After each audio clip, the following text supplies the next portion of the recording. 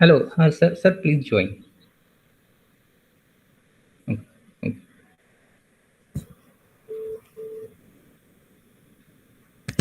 Hello, am I audible? Yes, sir.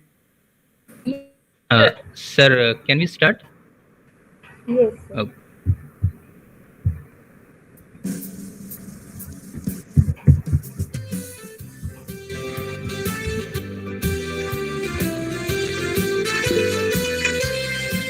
With truth and love, God is letting go. Come be a strong and youthful man for God and fight for the glory of a heart that's pure, bright with an ever shining flame. Alma Mater, be hail. God give the earth and great success. With truth and love, will conquer all. For God, a land and SFS. Alma Mater, the earth and great success. With truth and love, will conquer all. For God, a land and SFS.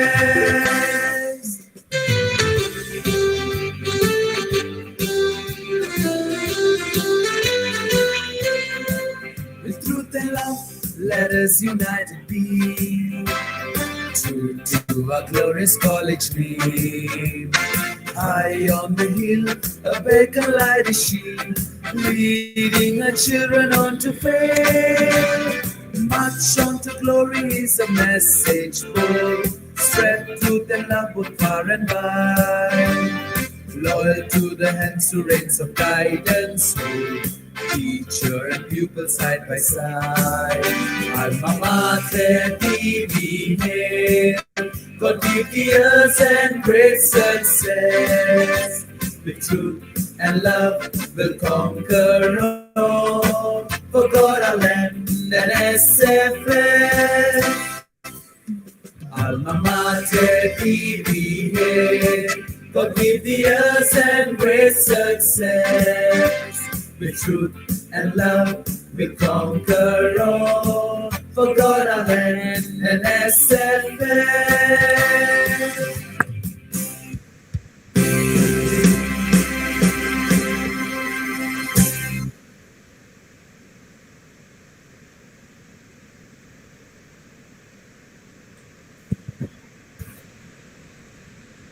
All of us do not have equal talent.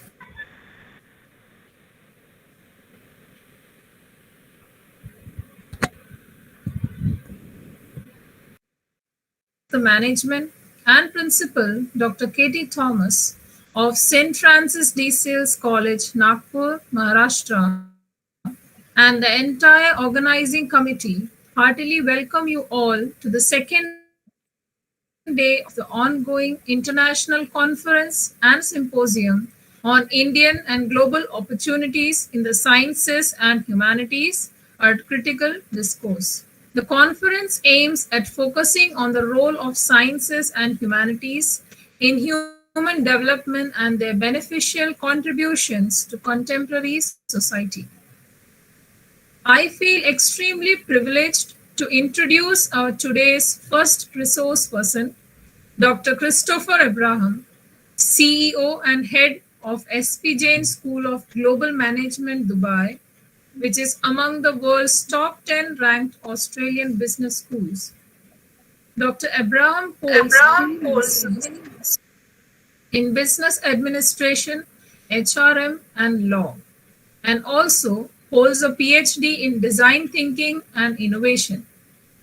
Sir is a fellow of the Chartered Institute of Marketing UK and also a certified design thinker from IDEO Stanford. Dr. Abhraham has a vivid experience of 34 years in management consulting, marketing, and management education in India, Canada, Singapore, and the UAE. He is a 3 times TEDx speaker and global keynote speaker and has successfully presented in many forums. Sir has conducted consulting and executive development assignments for global organizations, including the World Bank, governments of Dubai, and many others. Sir has been conferred with Education Leadership Award and World's Best CEO Award twice. He is an honorary fellow in Leaders Excellence at Harvard Square and also a global advisory board member at World CMO Council and World Sustainability Forum.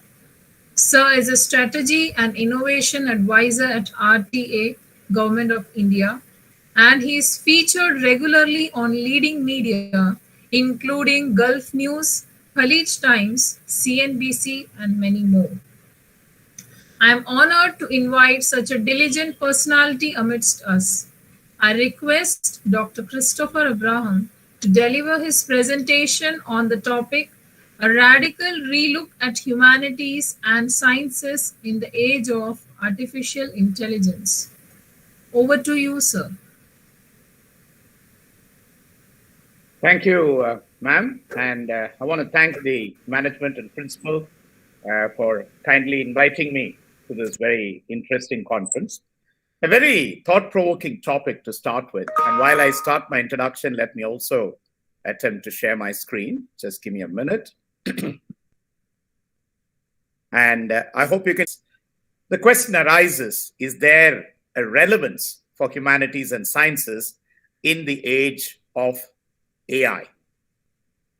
So I was, intrigued when, he asked me. And I said, fine, so let's try and attempt to see how we can. So I've divided this into two parts. One in terms of looking at artificial intelligence as the beyond very strong case for the power of humanities and sciences, even in the age of AI. So that's where this context comes in. And permit me to just hold on a minute.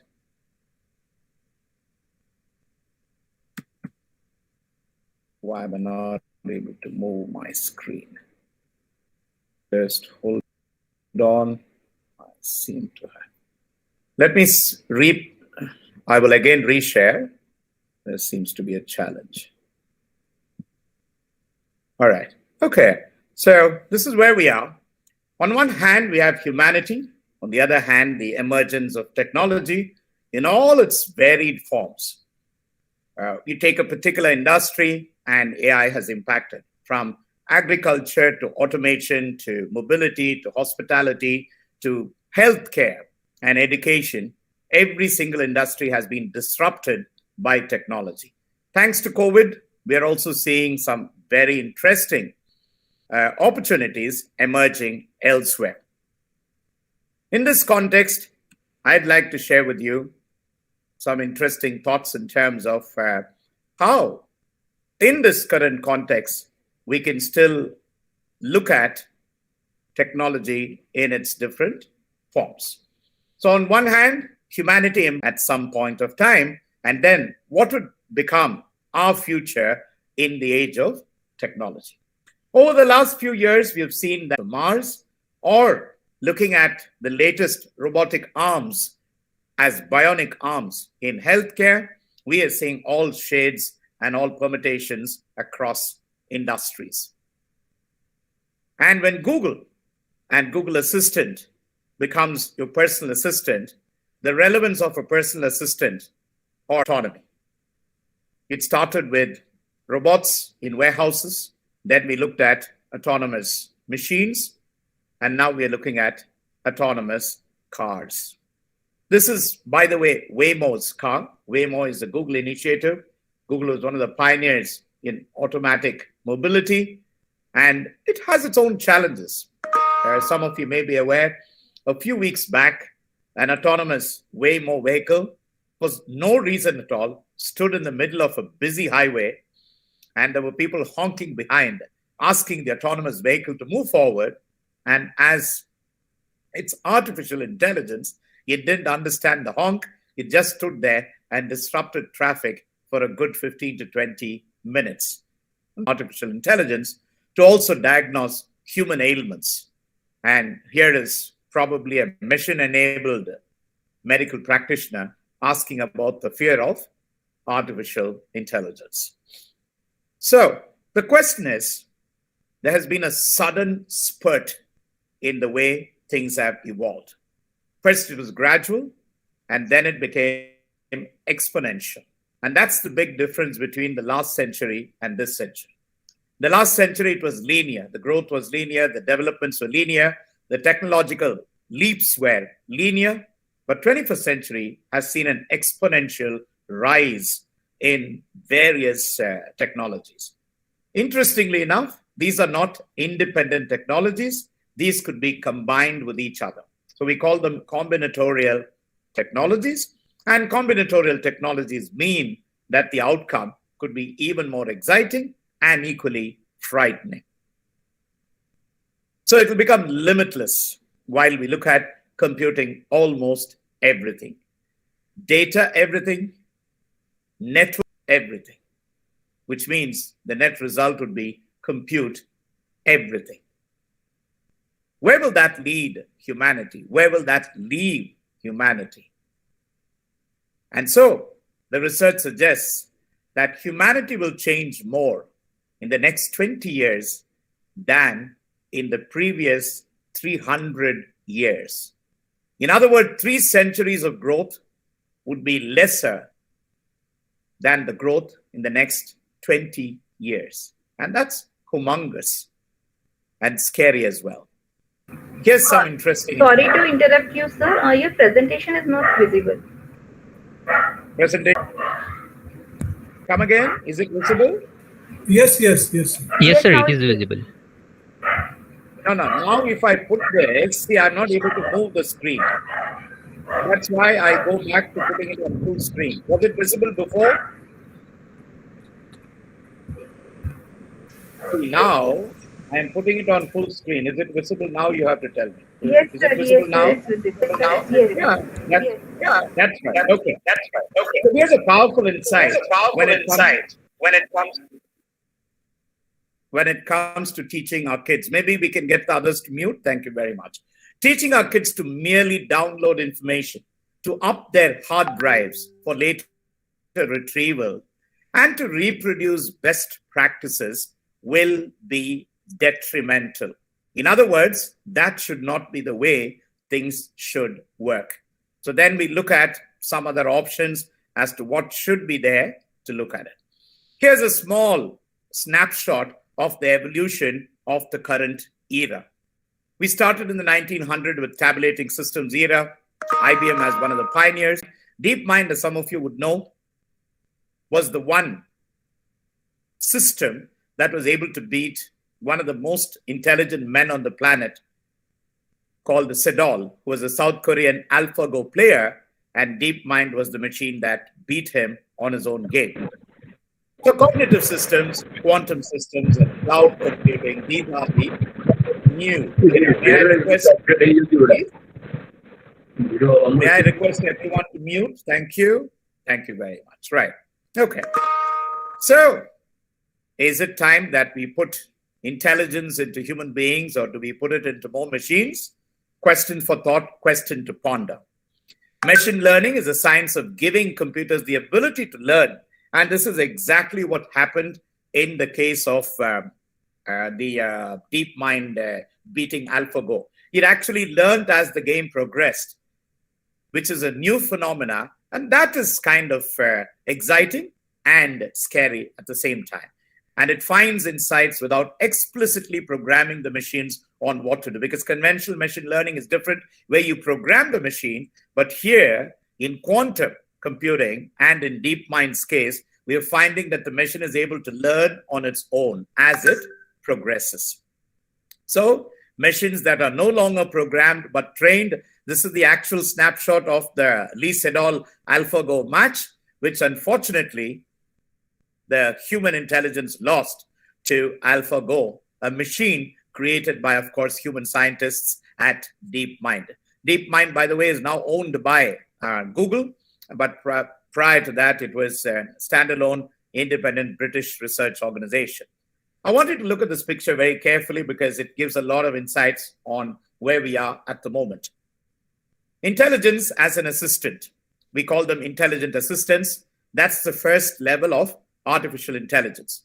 1990s, late 1990s. And if you see the blue one under the mountain, these areas have already been covered by artificial intelligence.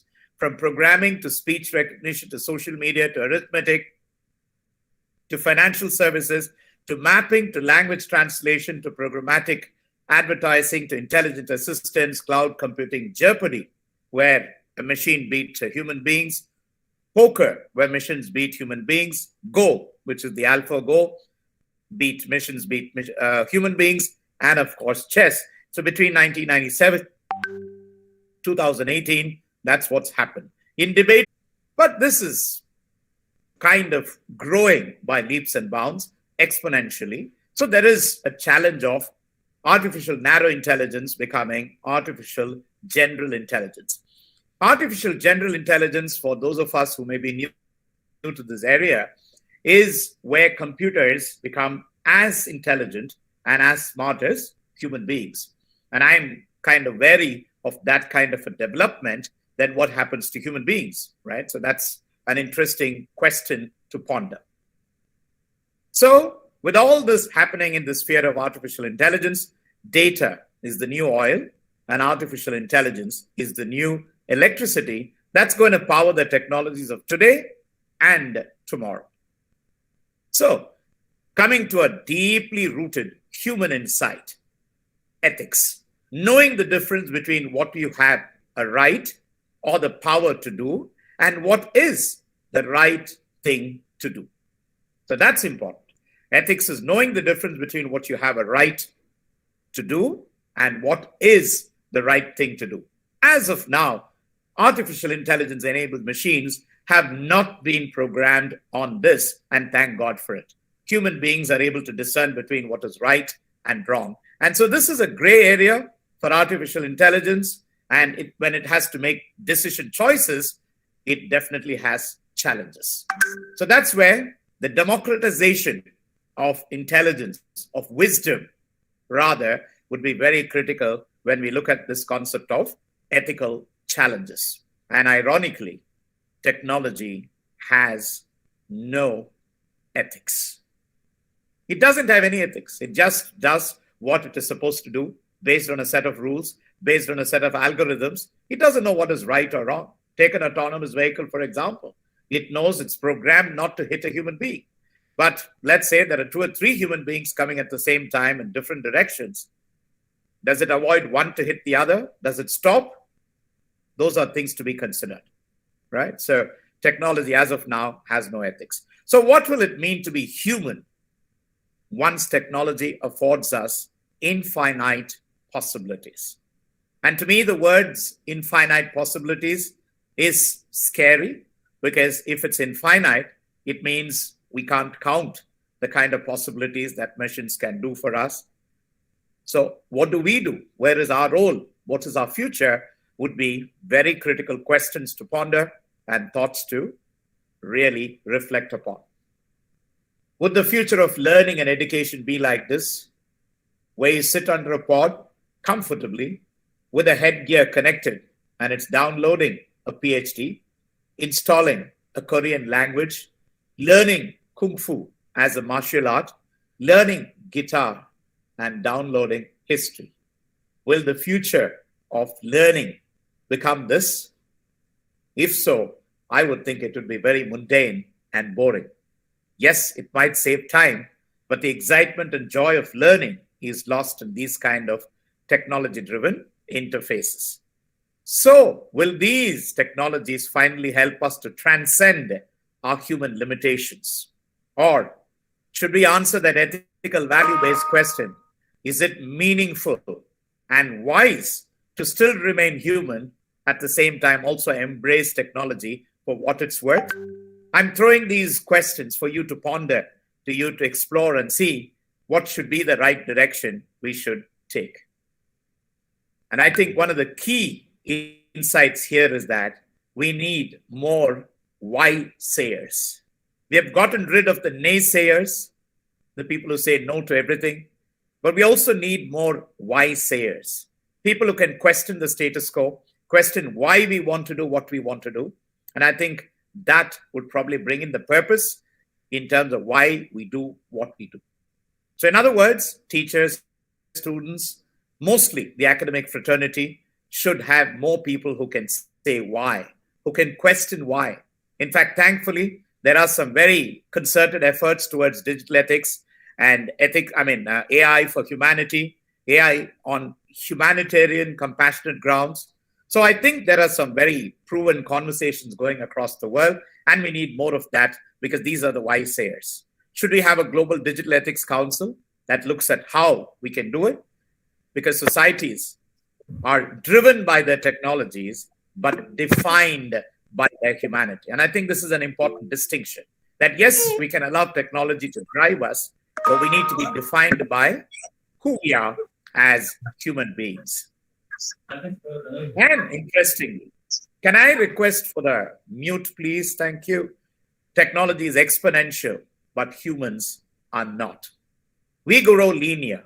So mission smartness will become an abundant commodity. And I want you to listen carefully here. Humanness will differentiate us. I repeat, mission smartness will become an abundant commodity. Humanness will be what differentiates us. In other words, what would be the key telling, powerful differentiator would be how rooted we are as human beings. How does that work? Because one of the biggest dangers is that machines will not take over, but that we might become too much like them. Think about our own habits and behaviors as of now. We start the day with a glow, the blue glow of the mobile telephone. Gone are the days when we would start with a prayer of gratitude. Gone are the days when we start with some spiritual meditations. Gone are the days when we would also indulge in some physical exercises.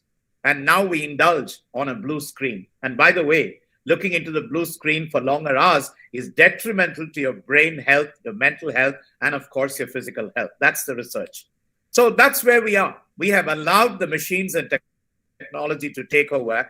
We have 4 kinds of diseases based on this. One is what we call a digital deluge.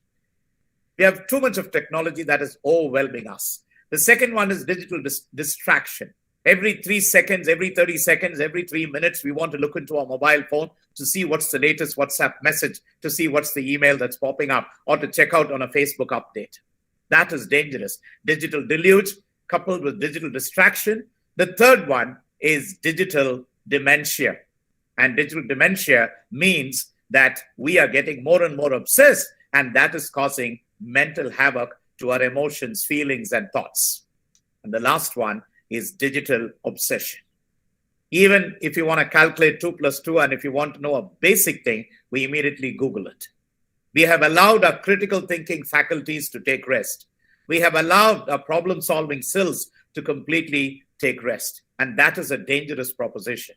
And I'd like to build a case towards getting a little away or disciplining our relationship with technology and trying to be as human as possible, because there are some interesting things. On one hand, yes, we need to embrace science, technology, engineering, and mathematics. And some of you may be aware that at the moment, STEM is now also known as STEAM. They have added an art element to it, which is the humanities.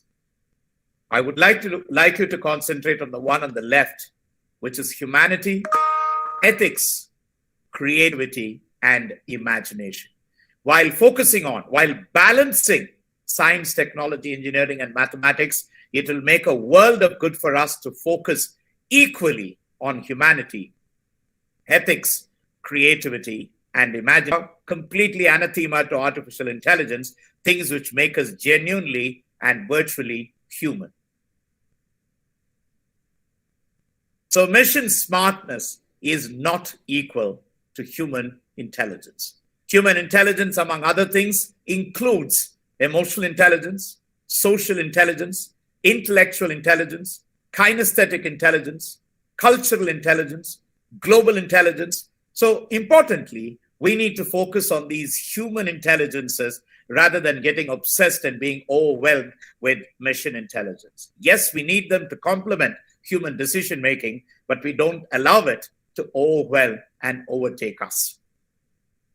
Because machines don't have emotions. Machines don't have feelings. Machines don't have a heart. While human beings have a heart, is connected to different parts of our body. There's tremendous amount of research coming out from the annals of neuroscience, biology, and positive psychology. That every little thing, every feeling, good or bad, is linked to a certain part of our body. So it makes sense to remain more human, to ensure that these feelings, these emotions are used for their fullest. And interestingly, happiness is not an algorithm and humans aren't code.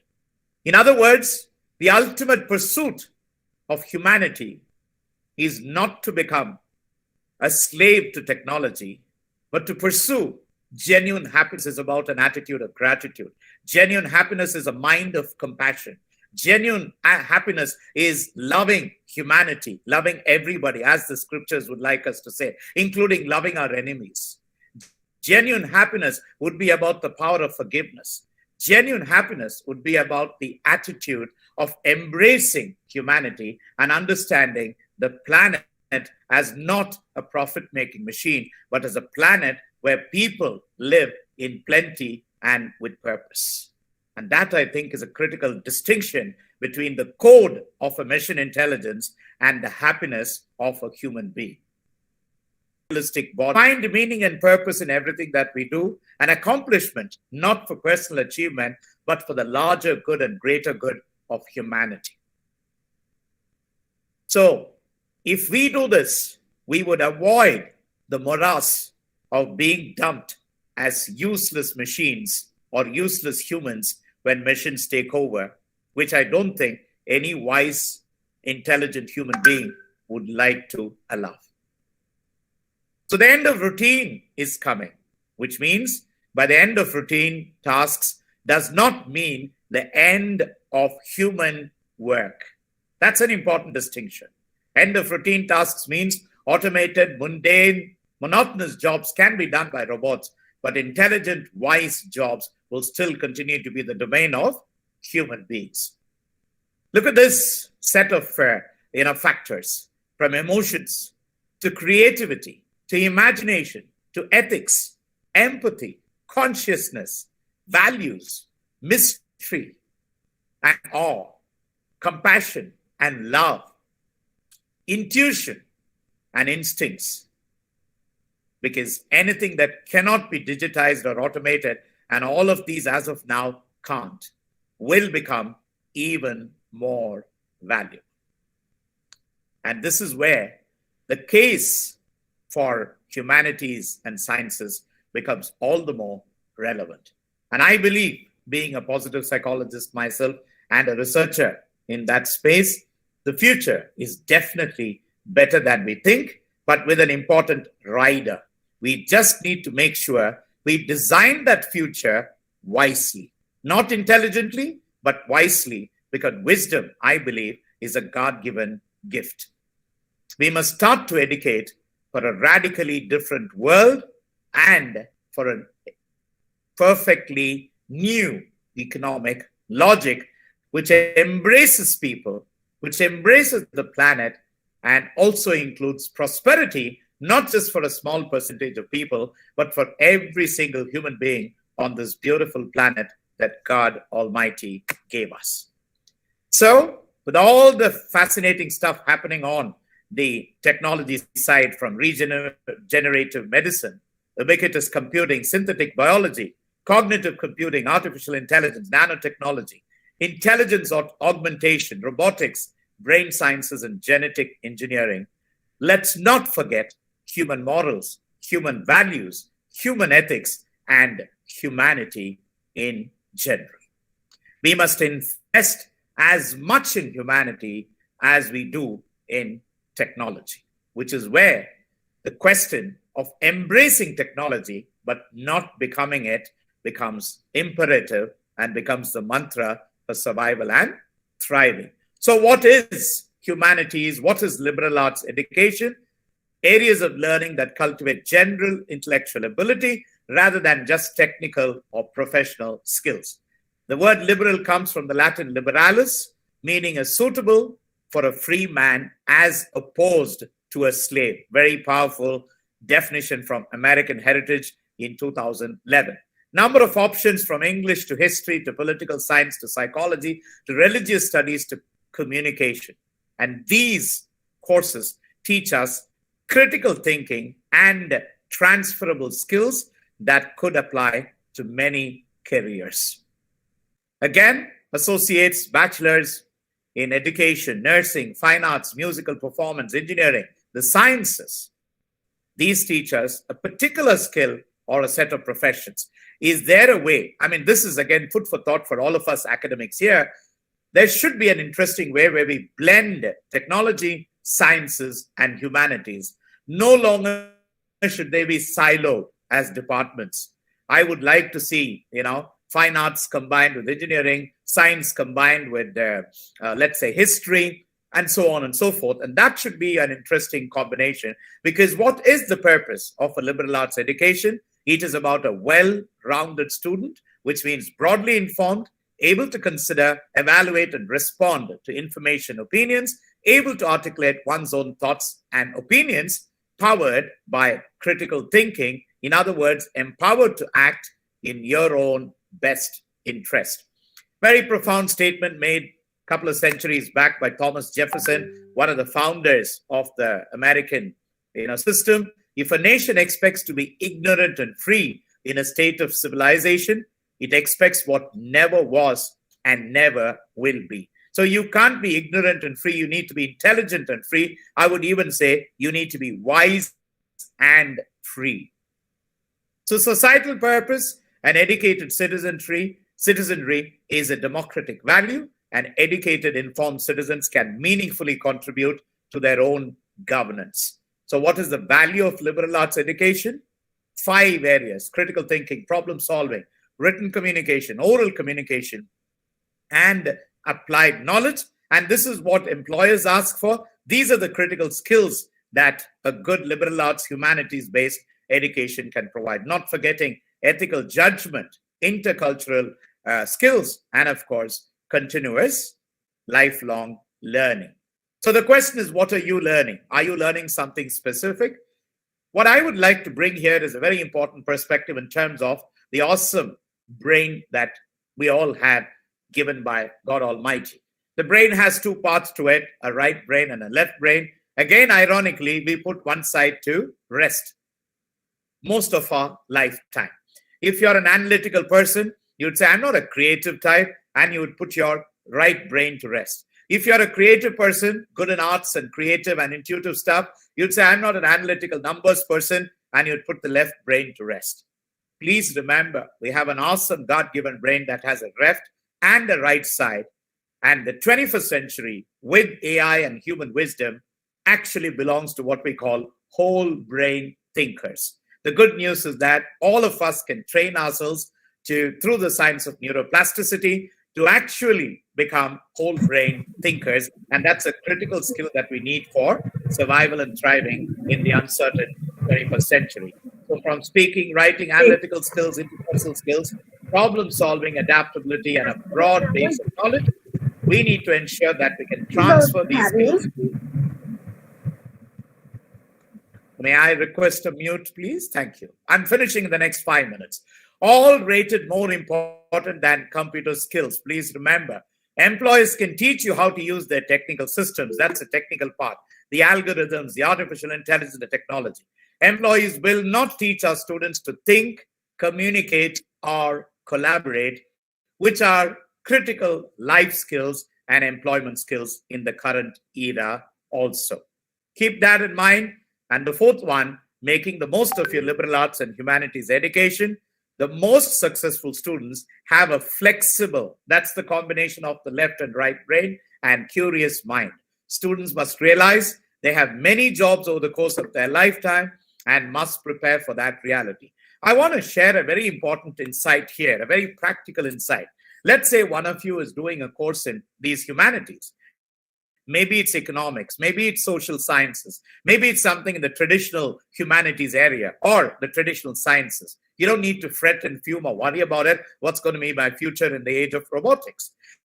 There are a number of free resources available over the net, and all you need to do is create free accounts on MOOCs, massive online open courseware like Coursera, like edX, like Udemy, and then start acquiring what I'd like to call nano qualifications or nano degrees, which are primarily short-term programs on different areas. So if I'm learning, for example, I'm going to use a radical example. Let's say I'm specializing in history in one of the humanities area, and I want to learn about AI. I can learn about the basics of artificial intelligence, which could be a 6-week course, top that up with another 12-week course on advanced AI, top that up with algorithms and coding.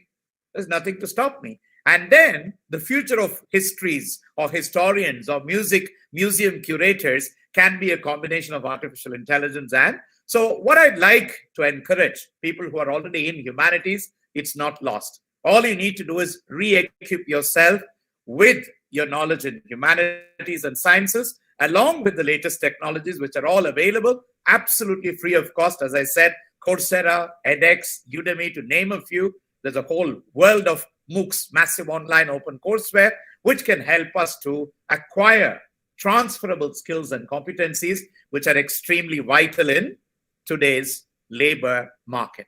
So you can major in whatever you want to major in. You get your better grades, more marketable experiences, stronger relationships, better networking. But at the end of the day, make the best of your college experience. Minoring in something else, working on volunteering, taking internships. This is primarily for our student communities. Participating in as many extracurricular activities. And when I say internships, volunteering, and extracurricular, please don't confine yourself to your own particular geographic locale, because the world is your play field today. Today you have, for example, Stanford has a design thinking challenge, which is open to communities across the world. You can be part of it at zero cost.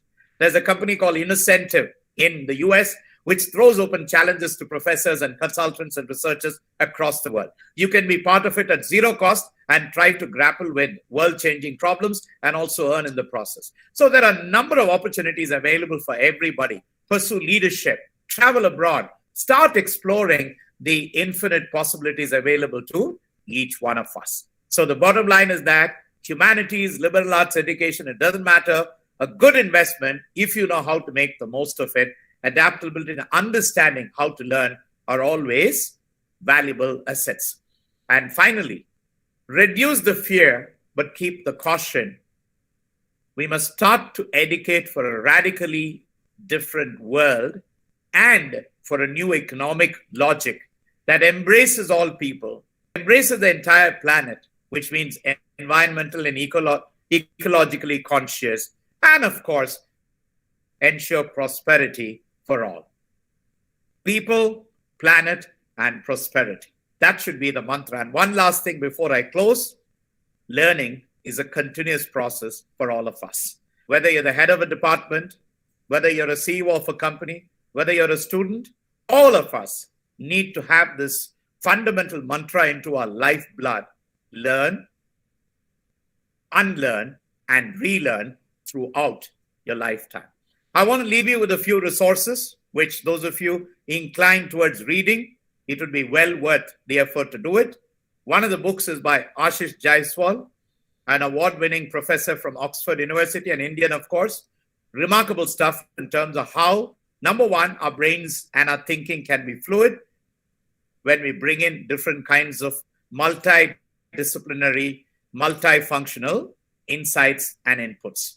The second book is by a Stanford academic who talks about the future, which is going to be the fuzzy and the techie. So it's a combination of the tech skills and the fuzzy skills of the liberal arts. And here is the subheading: why liberal arts will rule the digital world. Some more, material. The Whole New Mind, Daniel Pink. That's the whole brain thinking for the 21st century. which is a global bestseller, rewritten again for the current contemporary context.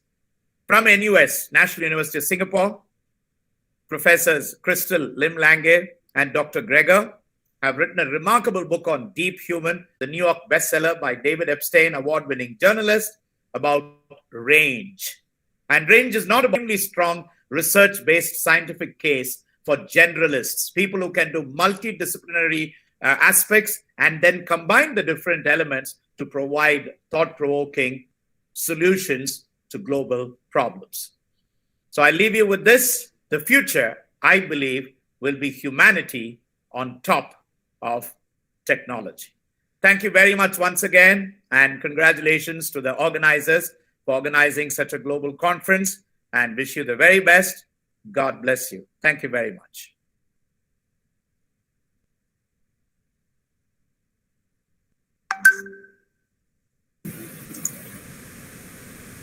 Thank you, sir, for enlightening us with insights from your colossal experience and profuse knowledge.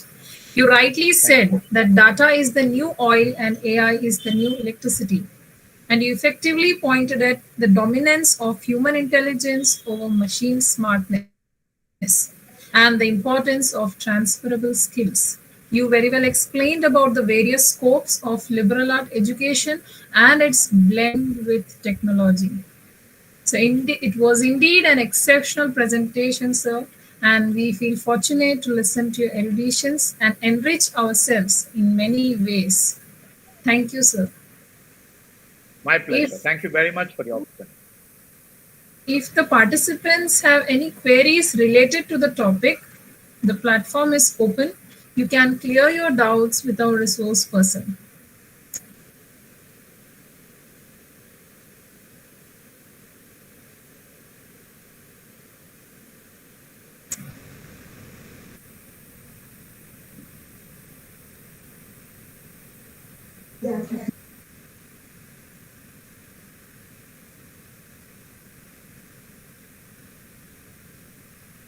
Any questions from the participants?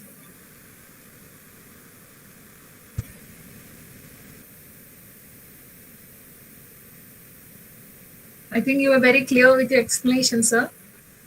So thank you very much, sir.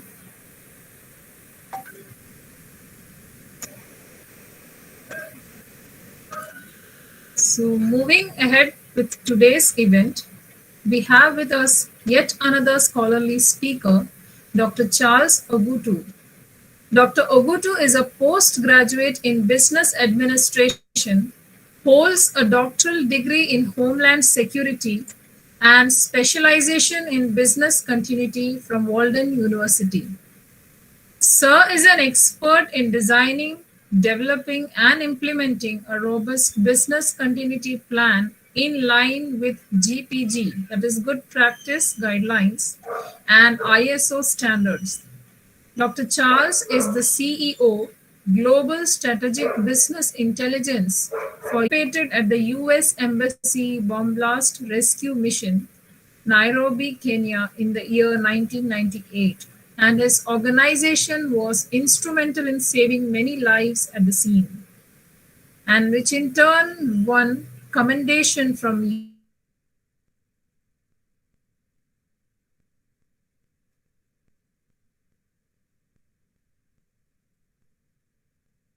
to prelect his presentation on the topic Quality Education Choices, Local and Global Opportunity Trends. Over to you, sir.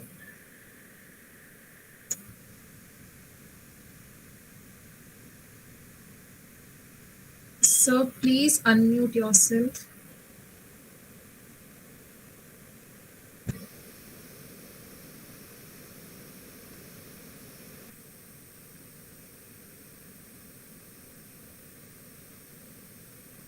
Sir, your mic is off, sir.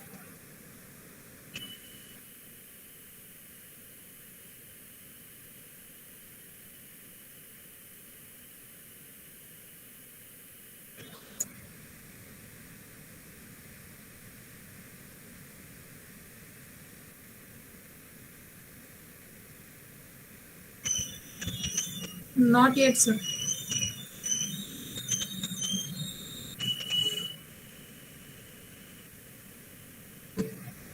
Yes, sir. Now it's on. It's on now? Yes, sir. Yes, sir. You can hear me? Okay, I think it was from your Thank end. you, sir. So once again, thank you so much, Joyce, for that wonderful introduction. And thank you, Dr. Thomas, Principal St. Francis de Sales College. And thank you so much, distinguished guests. Thank you for Dr. Chris Abhraham for presenting such a powerful, uh, learning information. I hope that everyone, enjoyed receiving that informative session from Dr. Chris Abraham. I really enjoyed it. And thank you so much, distinguished guests. And I'm now going to share my screen with you so that I may start my presentation.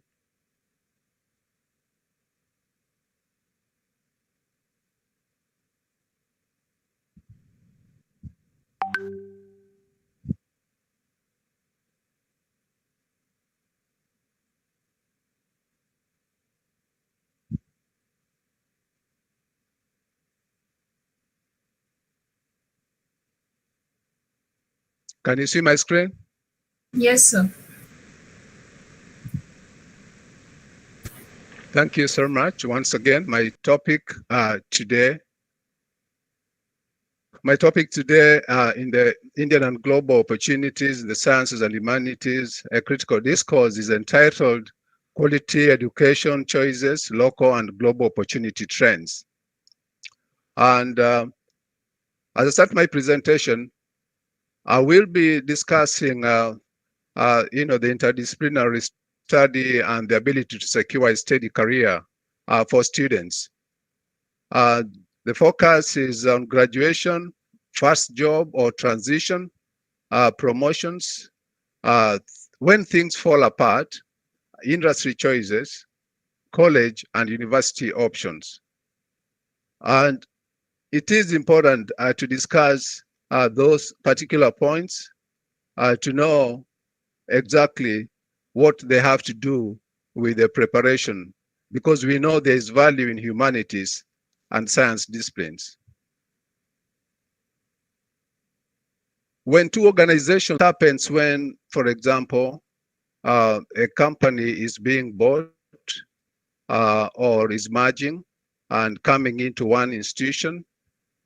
So when that happens, only valuable employees remain. That is a very good point to put in mind as I start my presentation.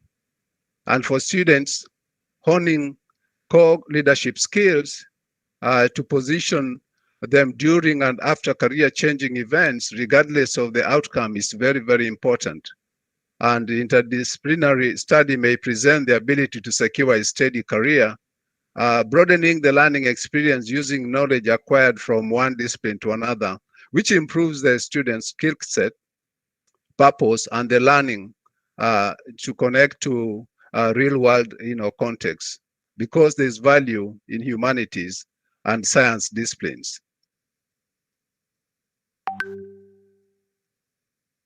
Graduation and positive optimism for future steady career in job market. Students have options for local resources as a foundation, and that is where it should start from.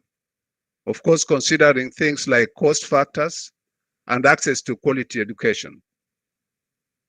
While local is the best way to go, access to quality education should be the leading criteria in college selection. And we at University Go Global are very proud to associate with SFS College in their quest to providing excellent, affordable quality education to students.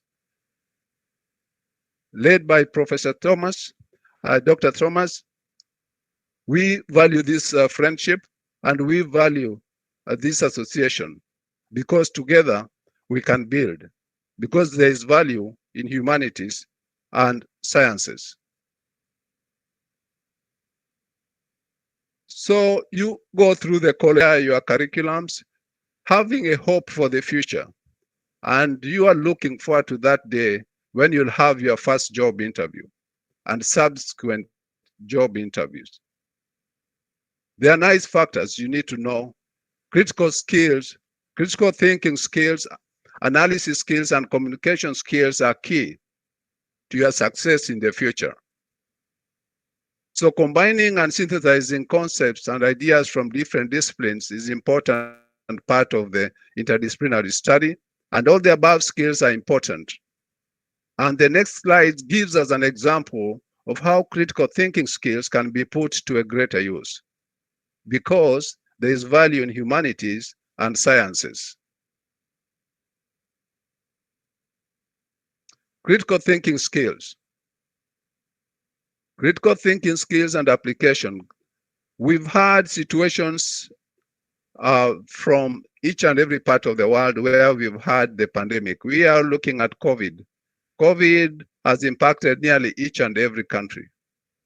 I really don't know of any country that has not been impacted by COVID. But as it is, if you look at it, the way the world is trying to tackle COVID, they must be having critical thinkers. Critical thinkers are the ones in the center of trying to stabilize the pandemic in the name of COVID. Our critical skill thinkers are put to task when things like tornado, bad weather strike. Example, while we can acquire through interdisciplinary learning process, critical thinking is important in helping leaders provide order to the chaos often associated with disaster responses and the recovery efforts therein. It is important to note that critical thinkers, as I've said, are able to look at a situation, think fast enough, and offer solutions. And as we all know, these are transferable skills across the spectrum. So we all need to ensure that particular strengthening process for students embraces a critical thinking skill, because there's value in humanities and sciences.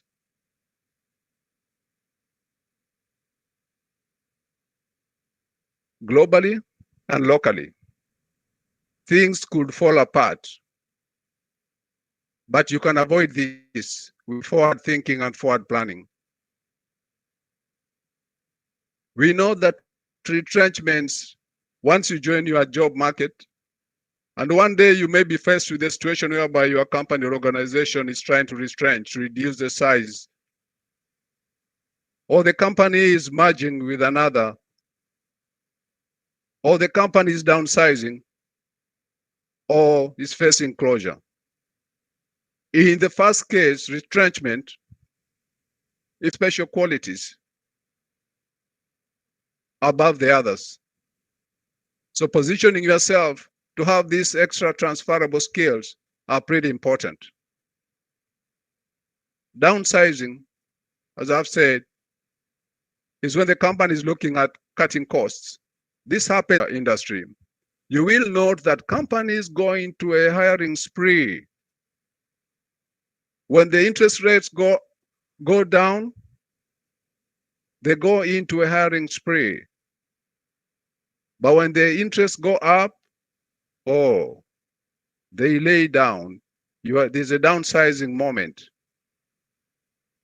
because not many can afford their mortgages. So that means there'll be no business. So they don't have to wait to see the sign. But the sign, you need to be in a position where you have the qualities that can be able to be transferred from one department to the other.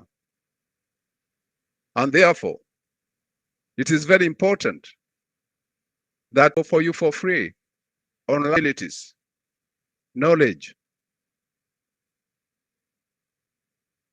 And so what happens again when a company is facing a closure because of problems, is being run out of market, for example? Here again, it's your qualities that will determine whether you land that second or successive job. And preparing yourself cannot be a better time during your college time.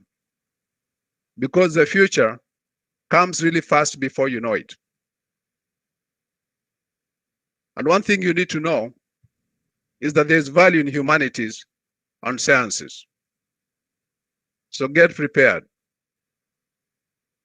Globally, things fall apart, but you can avoid it.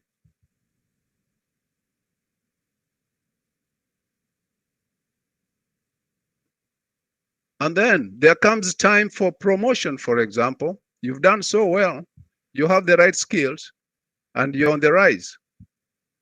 A promotion. And just as we know it, I happen to come from Texas, where Elon Musk has put shop and is diversifying his global network business. And for those who do not know who Elon Musk is, and I don't know if there is anyone who do not know who Elon Musk is by now,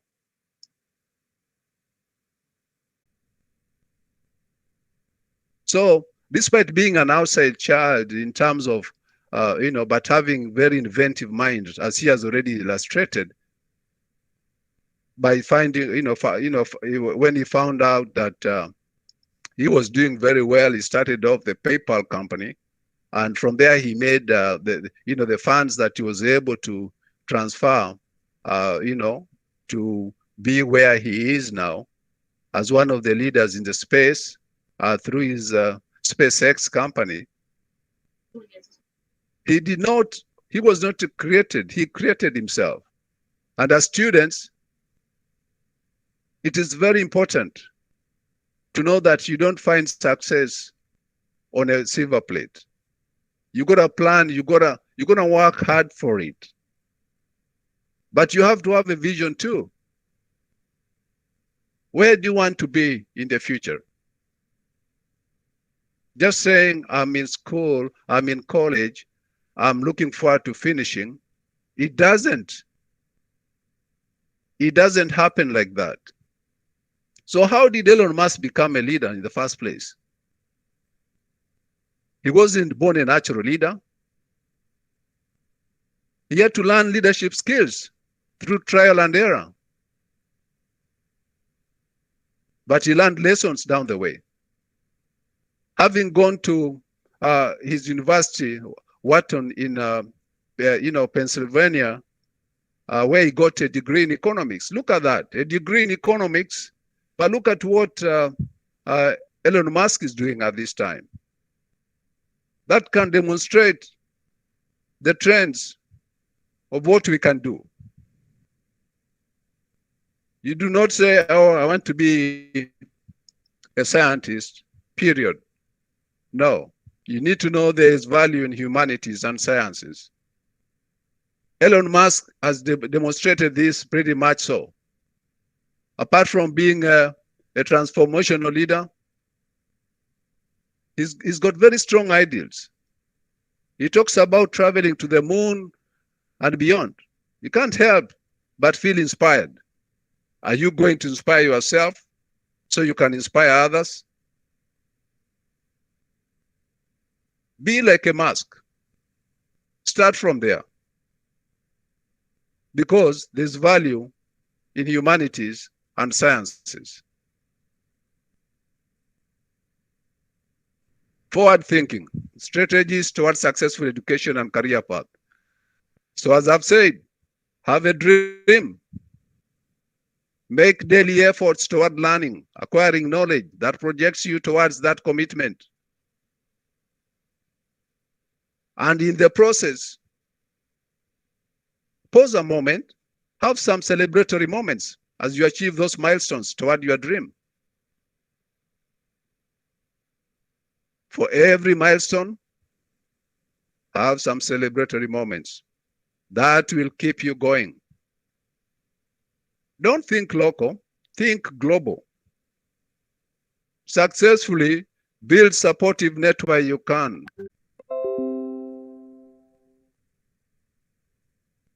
Musk has shown us an example that we can be who we are.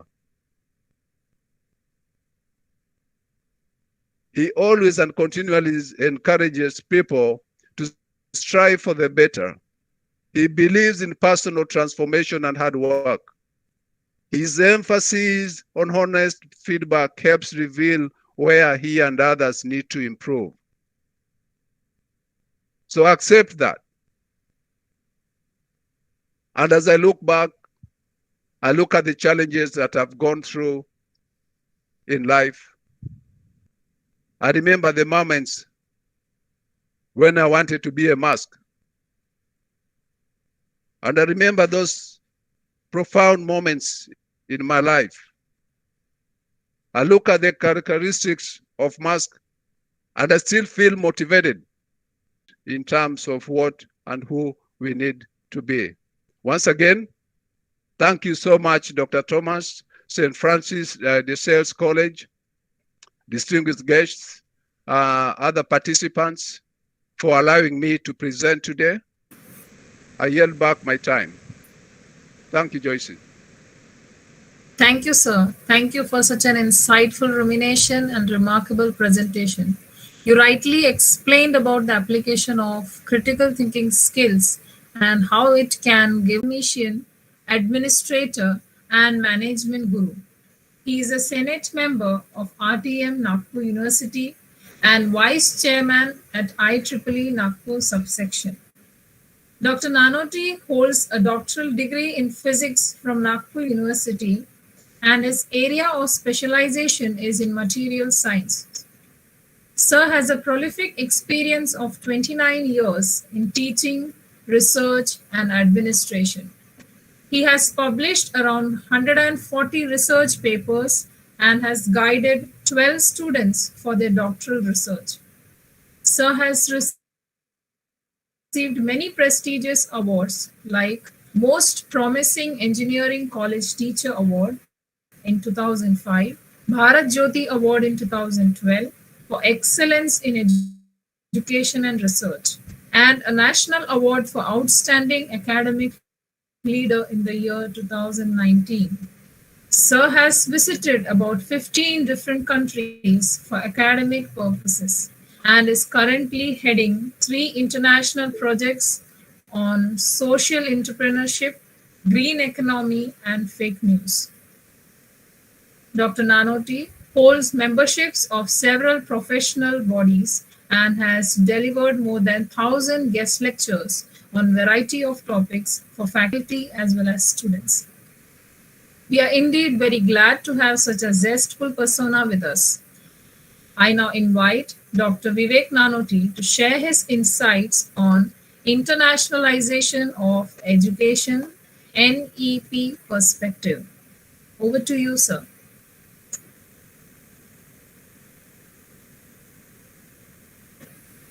Thank you so much. Yeah, I'm audible. Sir, your mic is. Am I audible and visible? Yeah. Yes, thank sir. you so much. Yes, sir. Thank you, Joycey, for giving a wonderful introduction. At the outset, let me thank Dr. Thomas, sir, for giving me an opportunity to interact at this wonderful platform of international conference. And it looks really an international, right? So, and pandemic and online mode has really helped all of us to go international very easily, right? Because I remember when you used to conduct international conferences, managing travels of so many people from US, UK, and Singapore, Malaysia, and all those countries, and handling all those issues about visas and all that. Point is important is online is a blessing. So let us start with that note that online is a blessing. And we could conduct, and I really want to congratulate Professor Thomas, sir, dear principal, sir, that, he's doing so much and organizing so many conferences and workshops. Hearty congratulations to his team and entire team of SFS. Thank you so much. Internationalization of education, right? This is a topic which is close to my heart for last 5-6 years, specifically. I have been traveling extensively to various ways and means of Business School of Edinburgh into Scotland. So there are ways and means and styles and approach which every university in this world has got adopted. and lot of pedagogies, lot of teaching methodologies. Every university has got his own way and style of connecting to students. And that is the point where we wish to say that if country like India really have highest number of youth in the world, the most of the people are ranging, into the age limit of 21 to 24, which is the peak hour of anybody to get graduated from something wherein education is being taught in fourth revolution. So that is the very time I really want to understand that can India compete globally, and how, and what are those measures, what way we can start, and what are all those things. I'll share my presentation now. Just a second.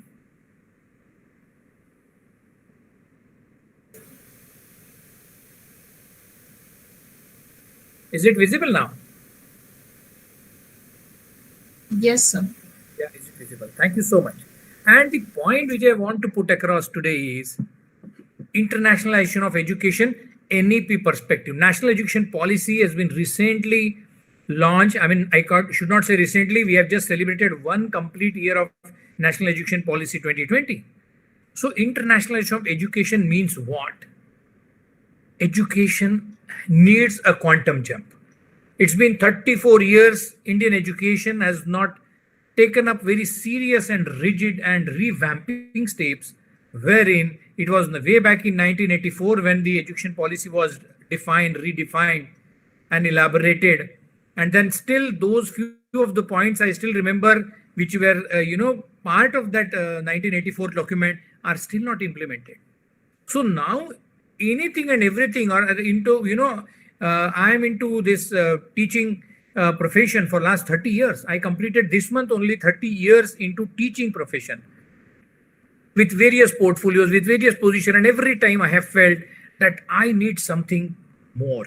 Why can't my students get a similar education which a student in Harvard can get, or Illinois can get, and a Chicago University and Massachusetts Institute of Technology, or a Singapore University, Japan and Tokyo University? Why not that similar type of education my students, my country people can't get it? Why? What must be the hurdle? Why every time English is an hurdle? Why there is, the companies like organizations like NASSCOM says that people are not employable, they are not competitive, they are not globally competitive, they are going to be global citizens and global employees, so they doesn't fit into our soft skill parameters. There are ways and means and stories wherein we really get stuck up into that. There has to be a system, and answer to every solution is into that NEP, that is New Education Policy, National Education Policy. The problem with education in India is why we are working on, why my topic is about internationalization is education needs a quantum shift into the fourth revolution, because industry is already into fourth revolution. We remember, 1835 was a big mechanization industrial revolution happened.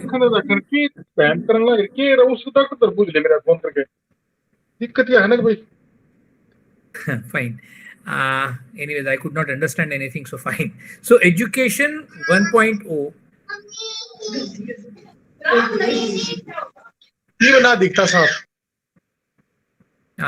Kindly switch off your mics.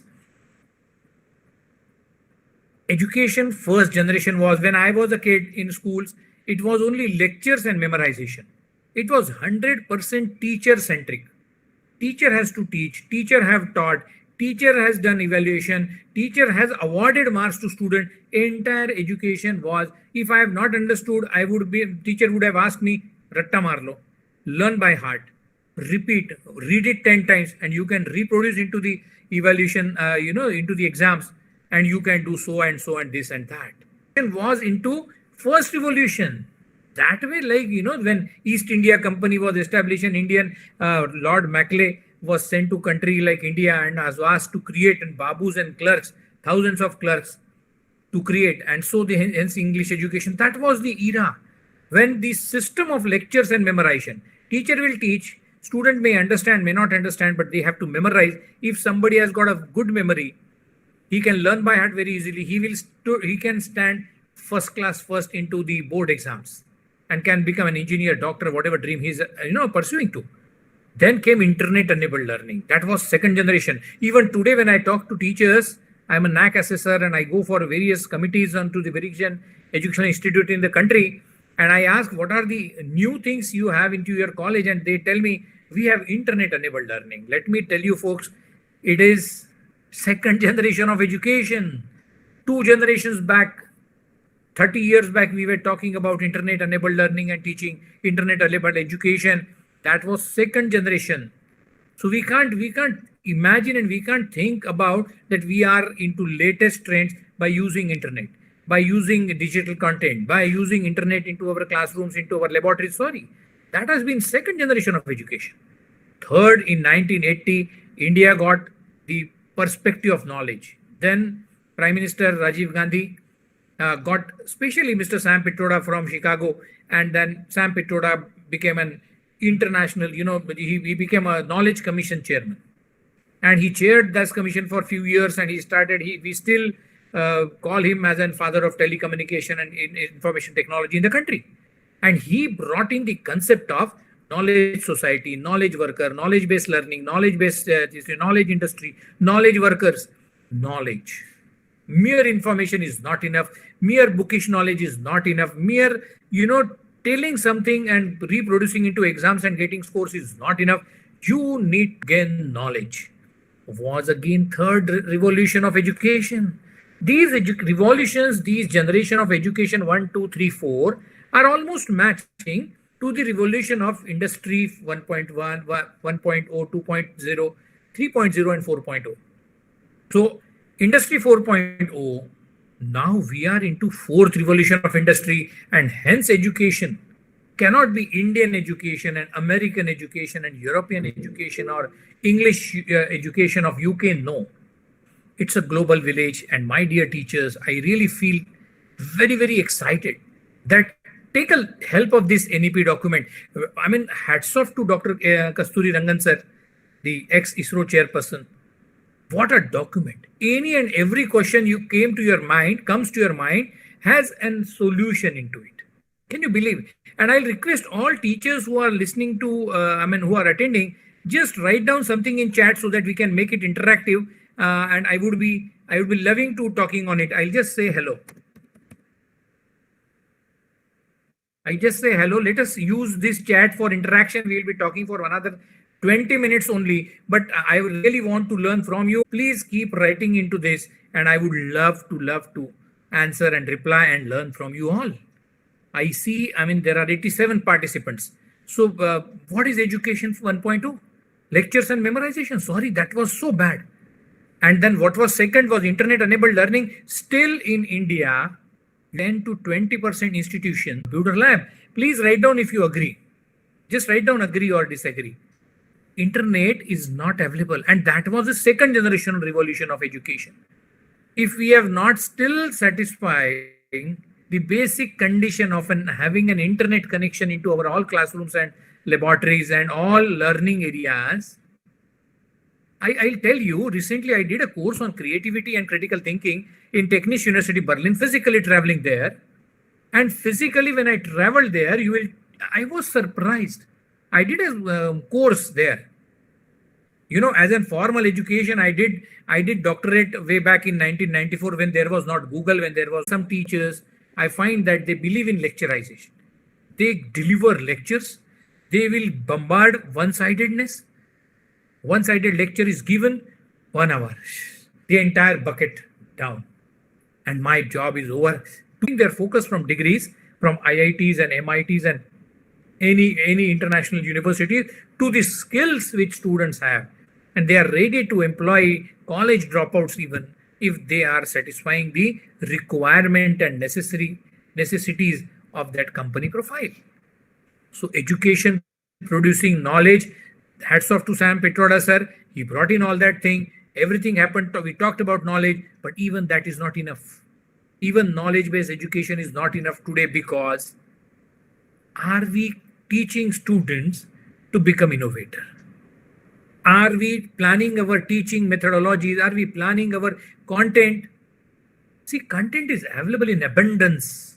thousands and lakhs and billions of videos are available. You click any name on YouTube. You talk about Education 4.0. You talk about international, anything and everything that strikes your mind, just post it into YouTube channel and you will find you will have 1,000+ videos on that topic. So what is the need of teacher? Where is the point when we need a physical teacher? And what teacher has to do when he has to exercise Education 4.0, Education 4.0? Because when you teach 5 things, student learn 5 things, and after going home, 6th thing, which is out of box, which you have not taught, which is beyond what you have taught, which is out of his curiosity, which is out of his, inquisitiveness. Something has struck his mind, and he come back, have got this idea. How about this idea, sir? And yes, and there is the point where you have to give an hand holding. You have to give encouragement. You have to motivate him. You have to inspire him, just because he has got an idea. Workable or not workable, we'll think it afterwards. Project or proposal or product or prototype, we will think it afterwards. But point which I want to put across today is, if you can ignite the minds, if you can trigger that inquisitiveness and curiosity among the students, that after teaching 5 chapters, 6th thing comes to his mind, his brain, and he comes back and he's bold enough to share with you, sir, you taught this thing, but I got a new method. Sir, I have derived a new method of same thing what you have taught. Sir, I have a new system, idea into my mind. Sir, I have procedures, new equipment, new device, new ideas. And yes, you are into Education 4.0. If you can ignite minds, if you can trigger students to create something new which you have not taught, something that newness out of that curiosity and inquisitiveness, dear teachers, that is where we understand the education is now you are really contributing to 4th revolution of education. What do you understand by internationalization of education in India? Indian students should get facility of offline education from foreign universities in India itself. Fine, online, all degrees are, we have Coursera, we have edX. We all know there are numerous online courses from Australia, from Australia, New Zealand, Singapore, Malaysia, US. Universities are offering online courses, but that has got its limited effect. Why can't my students sitting in Nagpur can get a complete degree program of Harvard, of Elena University, of South Carolina? Why can't I get the Ivy League universities? The course very much in my SFS college, traveling, that yes, it can always happen. So why can't my students should be deprived? Why they are deprived of, having a professor of a different stature, a different exposure, or an industrialist, or an IT engineer and a software engineer, or a multinational company guy, manager who is working in Google head office and who is working in Tokyo with Samsung and LG? Why can't he be faculty to my students? What are the constraints? What can be the choices? What can be the constraint? What can be the opportunities? Why we are not working on it is in question. That is where we understand by internationalization of education. I understand we should provide offline education first. And NEP talks about this very, very clearly. NEP has given instructions about this. We will come to know it's about it. Indian professors should work part-time for foreign universities for certain specialization. Why is it the permission of that university? What is stopping my wonderful professors? My professors, they are stopping from allowing their, why did, I mean, we are best. My professors are best. I remember Dr. Jancy James. If you have heard her name, she was Vice Chancellor of Mahatma Gandhi University.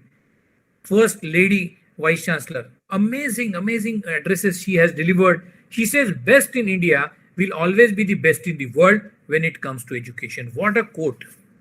So we have philosophers like Dr. Jancy James. We have philosophers like J. Krishnamurti. We have philosophers like world class who are uncompatible. They are world class. Dr. Jancy James, this sentence, she talks about education. See what a positive India will always be best in the world when it comes to education. And then why my professors are deprived of delivering their own content, their own philosophy, their own teaching skills, their own knowledge. their own competencies to the world level students. Why they are deprived of it? Internationalization of education should take care of this, and this has a clear-cut provision into national education policy also. I mean, the NEP is amazing. I mean, whatever you can think of about an improvement of Indian current education system, the reply answer to that is always there. More number of UG PG students from foreign countries should take admission into Indian institutions and universities. We should get a lot of euros and dollars, Singapore dollars and US dollars and pounds. Why? Why can't our universities earn in euros and dollars? And why in rupees with 2 lakhs and 3 lakhs fees? No. Why can't my universities can have fees of some 10 lakhs and 20 lakhs rupees an annum because we have foreign currency students and foreign country students? Yes, there will be a provision, easy access to outsiders, outside country people to have UG PG program, physically traveling to country India and take up an education is something. Third important aspect. If you read my slide, the slide which you are watching is Indian students should get facility of offline. Some Australian 3 professors should come and stay here for 6 months, teach, complete the syllabus and go back. And we will pay them a very justified remuneration, accommodation, everything, all the comforts. But why can't we invite those senior most world-class professors from the top 100 foreign universities? Why? Indian professors should work part-time, should take an assignment of 3 subjects, go to UK, I have friends who still teach in London for 6 months, earn a lot, and then come back to India, Pune, Nagpur, and they enjoy their life, their hobbies, their passions, because they have earned enough by working for 1 semester only in US or in London. With handsome remuneration for 6 months, they can enjoy remaining 6 months what they love to do. All their hobbies, all their passions, all their writing skills, they can do whatever they love to do. They will not do for some organization. Freelancing, absolutely, they'll be doing. There are people, I know few of the friends. I'm into 30 years of education and I have thousands of professors, pan-world friends of mine. But this kind of profile, there are very, very few. More number of UGPG students from foreign countries should take admission. Why they are not coming? When I was a graduate student, I remember I had many students who were from other countries in my college. But now that we literally miss Nagpur University, NRI and foreign students, hostel? Empty. It's locked since years. Then what is the focus? Focus is internationalization of education. It is expected that provided India, who may wish to visit. First thing, who may wish to visit. I am of the opinion that my students should get an opportunity of a small scholarship so that they can visit Oxford, they can visit Manchester, and they can visit Edinburgh University, Scotland, just for summer internships, to understand and to know what is what to study at, to get a transfer of credits seamlessly. You have done 1 year in Scotland and another year in country like India and Nagpur University, there are a lot of hassles. A lot of issues of transfer of credits to ECTS system, too many issues. Research institutions are amazing in abroad. I frequently visit, I had been to Israel, I'm working with 5 important universities in Israel.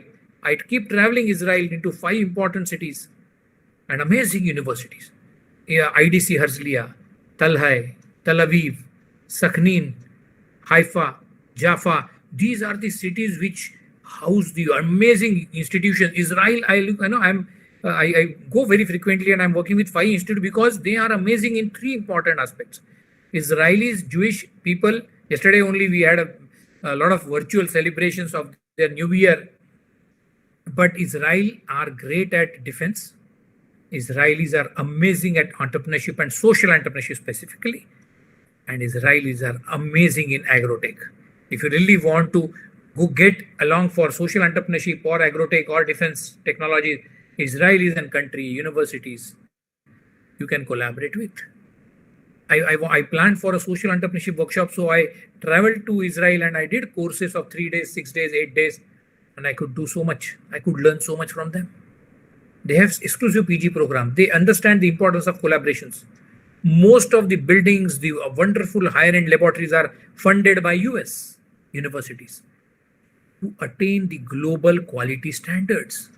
Normally, I tell you, I'll just share a point that we, and in India, we many colleges and institutions are even wonderful education technology infrastructure, even projector for that matter, not a very higher-end laptops for that matter. I mean, that is the struggle. I was to buy recently, last year, I bought two digital boards. And the vendor told me, sir, this will cost 1 lakh, certain specification. And they said, sir, why are you buying this? It will cost you 4 lakhs rupees. Buy for 1 lakh. I bought it for 4 lakhs. And that took two of my touch screen. You can divide, you can move around, you can use it as a chart, you can use as a slate. Anything and everything when technology is available, why my students are deprived of all this thing? It's still a question mark unless you collaborate. Point is global quality standards. I'll just share one important field. So dear teachers, come out of your shells, come out of those. Unless you get in touch with these people, you are not going to understand the scope of all of it. I have so many Indian partners I'm working regularly. Kalinga University, Bhubaneswar, Lovely University, Punjab, Tata Institute of Social Science. They are all my partners. We are working together on various wonderful projects. So international funding is also important. Every time we cannot ask our management, we cannot ask our government to spend on it, because there are governments.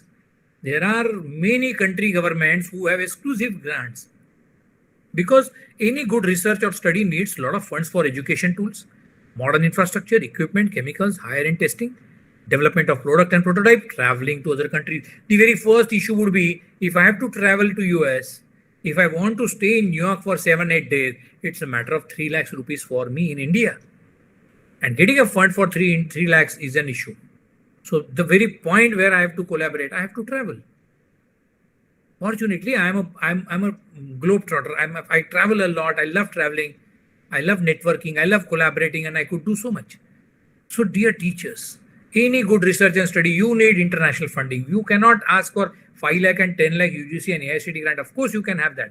But you need 50 lakhs. You need 3 crores. And this 3 crores can come only if you are having funding with euros, pounds, and dollars. I'm humble to tell others and share with all you that I have dissolved the boundaries. I am a physicist. I have 12 students PhD awarded under me, but I am currently working on green economy. I am collaborating for social entrepreneurship various countries. And I have fetched in last 3 years, I am heading 3 major projects. 54 lakhs for social entrepreneurship, 54 lakhs for green economy. Fake news I am working on. Please dissolve the boundaries. I cannot say I am physicist. Sorry. You can work into an economics area. You can work into social science area. And I'll be receiving another grant by 75 lakhs. Beside routine AICT model grants of costing around more than 2 crores in last 7-8 years. So 2 crores plus 3 crores. I mean, you have money outside there, provided you can work on it. Collaborations to fetch funds. If you collaborate, I recently, like 3 years back, we collaborated with WCL and Sims Hospital. It's a neurosurgery hospital, Central India's biggest one. And we are working on black lung disease, which happens to the miners who work in WCL, coal mines. And CMPDI immediately agreed to pay 1.2 crores, already paid, spent. We could create a very good, wonderful infrastructure because we collaborated with mining engineers, neurosurgeons, pathologists, National Institute of Miner Health, and we as an engineering college. And then we have applied for second part of the project, and they are promising 3 crores rupees. Recently, my biotechnology department received a grant of ICMR, Indian Council of Medical Research, of 30 lakhs, wherein we have a senior research fellow getting 42,000 per month as a stipend. This can happen because ICMR is not even, many medical colleges are deprived of getting ICMR grant. But when an engineering college applies, they get their antenna stretched on. Oh, come on, you are an engineering college, you are asking for medical grants. What is that issue? Let us listen.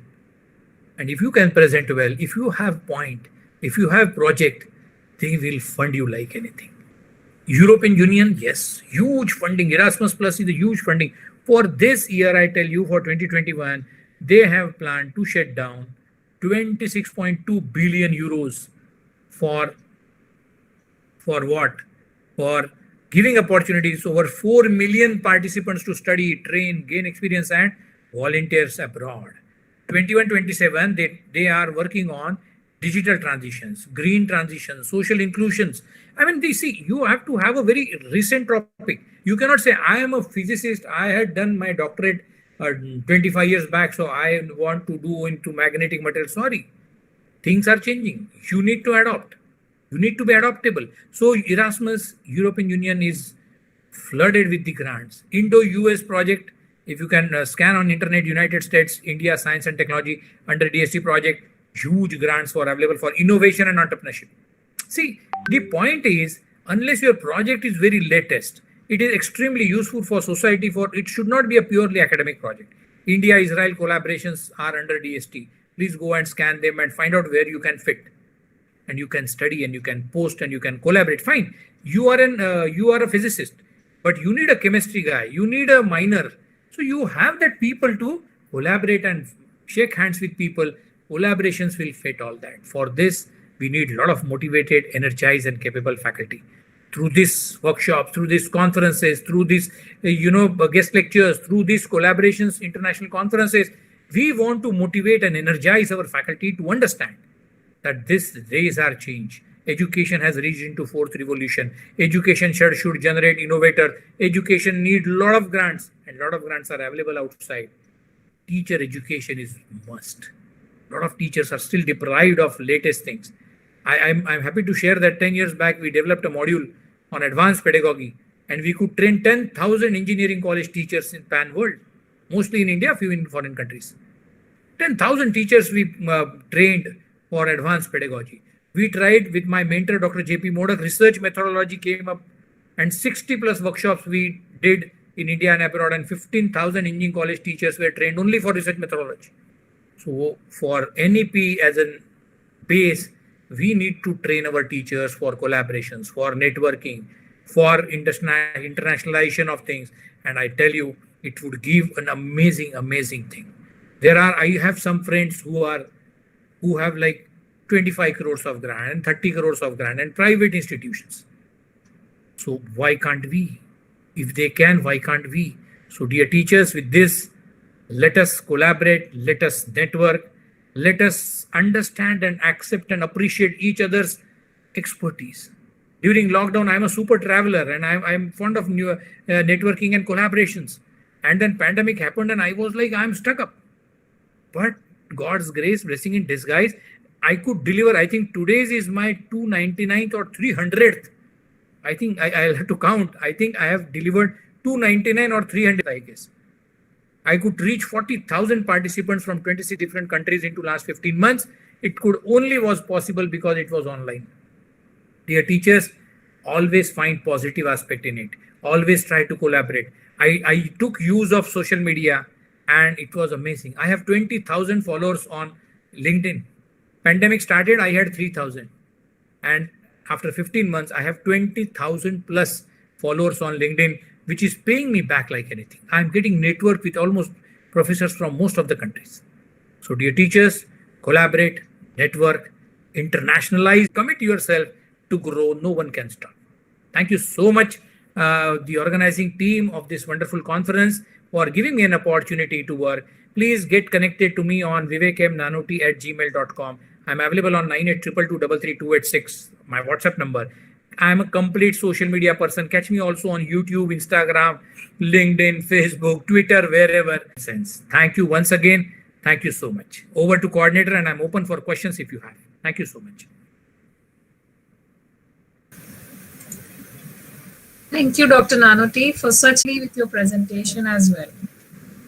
You pointed out that teachers should not only be there to dispense knowledge, but also to trigger the inquisitiveness of their students. And as a part of internationalization of education, we really need to dissolve the walls between the subjects and branches in order to attain the goal of global quality standards, and also to focus on interdisciplinary and collaborative ventures. So thank you, sir. And I would like to really appreciate the effort you took to deliberate on this topic and dispense your suggestion, expertise with all of us. Thank you, sir.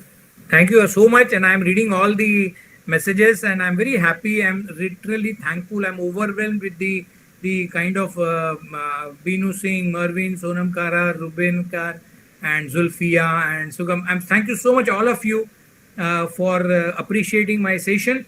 Once again, thank you, all of you. Have a great evening. Thank you so much. Thank you, sir. If the participants have any queries related to the topic, the platform is open.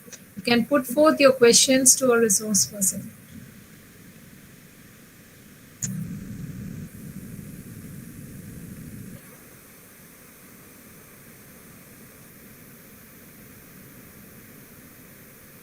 Thank you, Pradeep Chawda sir. Thank you, Navdeep Chima sir. Majid sir. Thank you so much, all of you. For this sharing of experience, 30 minutes for a lesser time, but it was good. Thank you, Vivek sir. If you have any questions, yes, I am of course available on my. I've already shared my. You can take screenshot of this, and we can get connected anytime.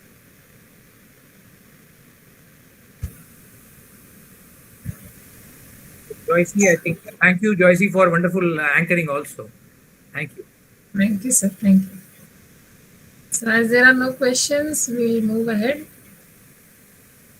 So as we come to an end of today's interactive sessions, I would say they were indeed very elucidating and lively. Prior to winding up the day's event, on behalf of the management and principal, Dr. Katie Thomas, and the organizing committee, I would like to express my sincere gratitude to all the distinguished speakers for sparing their time and illuminating us with commendable deliberations. Once again, a big thank you to our esteemed speakers. Thank you all the participants for your unwavering attention throughout. Kindly note, the participants do remember to fill the feedback form. The link of the same will be shared in the respective WhatsApp groups.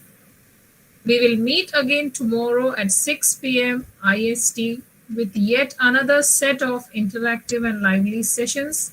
Till then, stay safe and stay happy. Thank you once again.